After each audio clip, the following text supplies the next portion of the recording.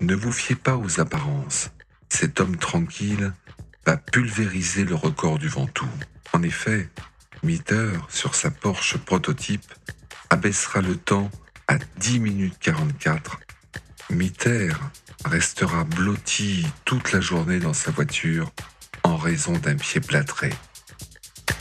À la recherche de l'ombre, les mécanos du team Alan attendent patiemment le retour de Wismore et sa fantastique Cortina Lotus. Sir John Wismore et ses mécanos se restaurent et se rafraîchissent avant la course.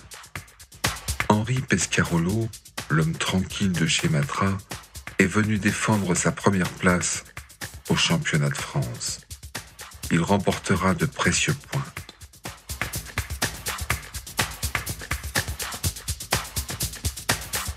Le Vauclusien Capdepont, sur Lotus F3, va essayer de défendre son actuelle 3e place au championnat de France de F3.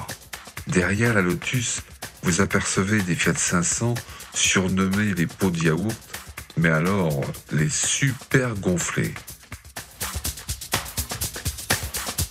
Profil de la Cooper Maserati de 3 litres de Guy Ligier, qui monte le Ventoux en 11 minutes 11 secondes, moyenne 115 852 km/h. Sur sa Ford GT40, il fera 11 minutes 29 à 112 km/h de moyenne. Guy Ligier devant sa Ford, quelque peu soucieux.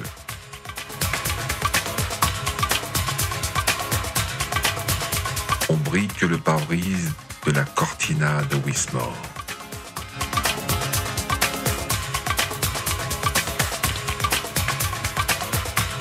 La Porsche Carrera 6 de Annie Swabo de Montaigu.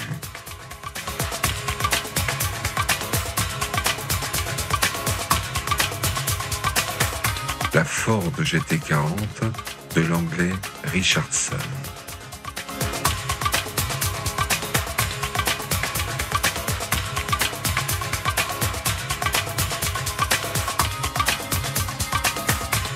Numéro 84, comme le département du Vaucluse. C'est Mauro Bianchi qui ne porte le numéro 84 que sur son Alpine.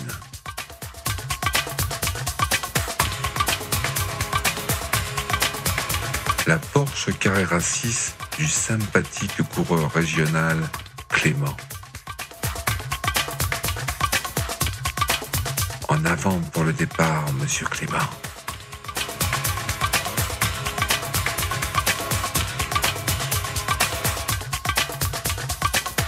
Clément à Saint-Estève.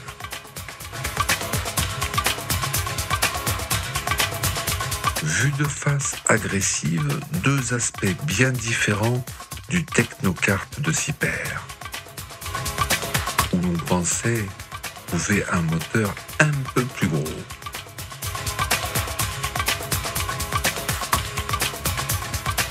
La monoplace F3 de Fournier-Marcadier.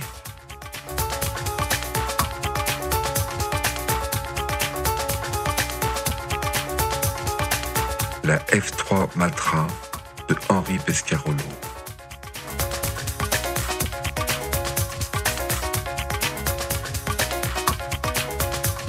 La Lotus Cosworth de l'Avignonnais Tony Capdepont.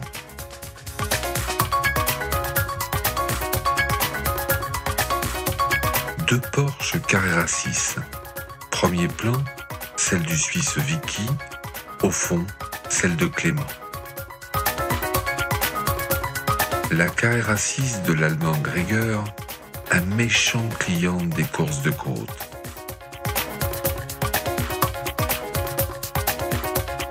Fin de la course, les mécanos de Porsche engouffrent des bières.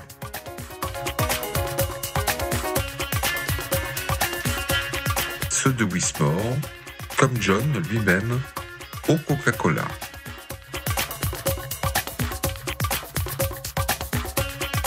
Tandis que Trintignant livre son vin, le pétoulet, à l'escapade.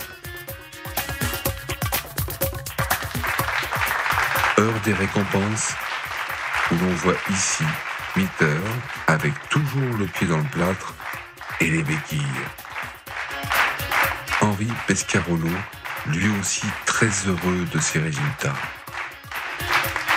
Ainsi se clôture le volume 1 de Sport Auto au Ventoux et ailleurs. Mille excuses au nom parfois écorché et mille merci à Jeannot. Je vous donne rendez-vous, après le générique, à la découverte des volumes suivants. À plus.